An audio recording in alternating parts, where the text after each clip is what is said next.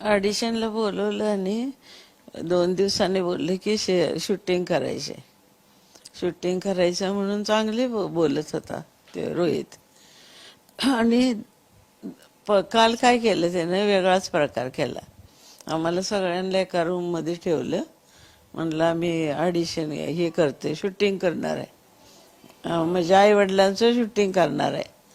म्हणजे मुलांना पकडलं, हे रडतेत असं शूटिंग करायचं बोलला. तुम्हाला ऑडिशनच्या नावाखाली इथे बोललो. तुम्ही कुठून कुठून ऑडिशनच्या आला होतात? कुठून राहायला कुठे आहेत तुम्ही? ऑडिशनला कुठून आला होतात? आणि तुम्ही कोणाच्या मार्फत इथे ऑडिशनला आला होतात? शाळेतर्फे कुठच्या शाळेने इथे ऑडिशनला पाठवलं होतं? कोल्हापूरच्या शाळेत होती ना आज, त्यांनी पाठवलं. मग आम्ही विश्वास ठेवला की शाळेकडून आले म्हणून आम्ही तयार झालो, विश्वास ठेवला.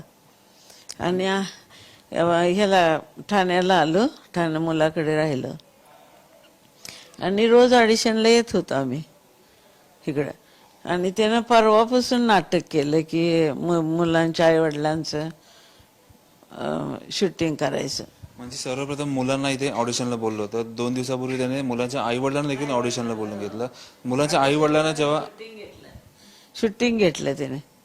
मुलांच्या आई वडिलांचं पण शूटिंग घेतलं, पण ते जेव्हा मुलांच्या आई वडिलांना बोलवलं तेव्हा तो साधारण वागत होता का थोडासा? नाही, चांगला वागत होता.